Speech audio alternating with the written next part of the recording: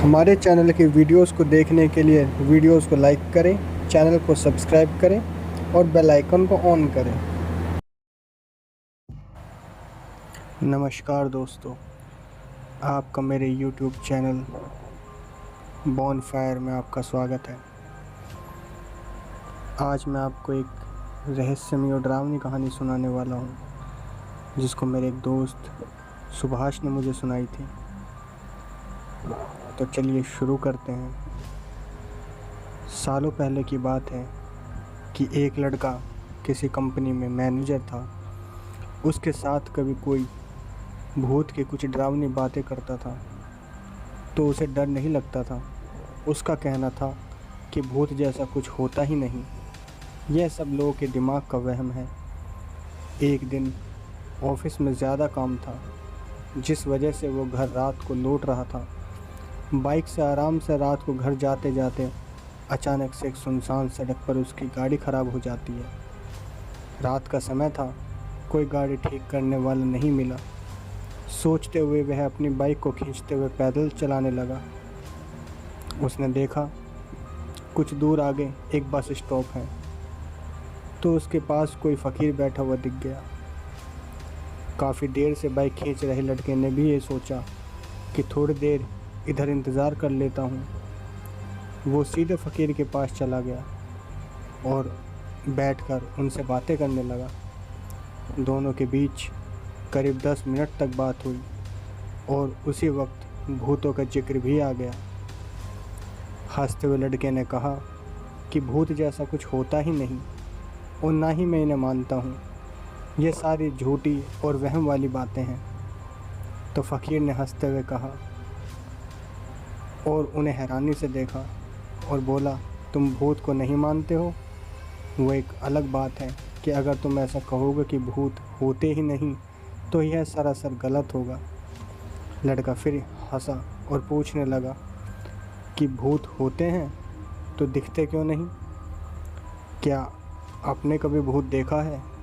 क्या आप मुझे दिखाएंगे एक भी भूत? तो फ़कीर के मन में इसे आज भूत दिखा ही देता हूँ।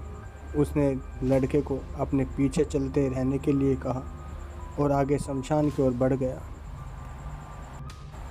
सुनसान रास्ते में दोनों पैदल चल रहे थे। अब लड़के को थोड़ा डर लगने लगा, लेकिन उसने हिम्मत नहीं हारी और हिम्मत करते हुए वह आगे बढ़ता रहा। कुछ ही देर में दोनों शमशान पहुंच गए और वहां कई मुर्दे जल रहे थे। फ़कीर ने उस लड़के को एक जगह पर बैठाया और कहा कि कुछ देर पहले ही यहाँ एक लाश जली थी। अब तुम यहाँ मैं भूत दिखाऊंगा। फ़कीर ने फटाफट वहाँ पर कील गाड़ कर एक धागा बांध दिया। अब धागे का आखिरी हिस्सा उस लड़के के हाथ में थमाते हुए कहा, धागे की सीध में मैंने 4 बताशे रखे थे। इन्हें खाने के लिए 4 आत्माएं आएंगी। जब तक आत्माएं इन बताशों को पूरा न खा ले, तब तक इस धागे को बिल्कुल भी मत छोड़ना, वरना तुम्हारे साथ बहुत बुरा होगा। इतना कहकर फ़कीर ने लड़के को आंखें बंद करने के लिए कहा और खुद मंत्र पढ़ने लगा। लड़के को फ़कीर की बात सुनकर थोड़ा डर लगने लगा, लेकिन वो धागे को तेज़ी से पकड़कर आंखें बंद करके बैठ गया।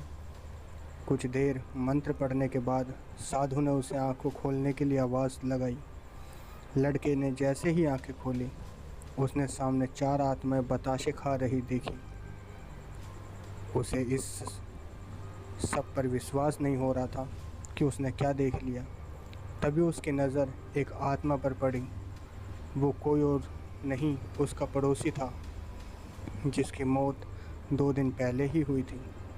उसे देखते ही लड़के के हाथ, लेकिन वो मंत्र पढ़कर जा चुका था। अब डर के मारे वो तेज़ी से अपने घर की ओर दौड़ने लगा।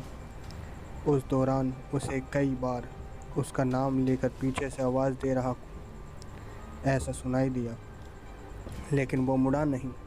किसी तरह से वो घर पहुंचा और डरते डरते ही सुबह हो गई। सुबह सबसे पहले उसने शमशान की घटना के बारे में अपने माँ बाप को बताया और सोने के लिए कमरे में चला गया। कुछ देर बाद जब उसकी आंखें खुली तो वह शमशान में ही था।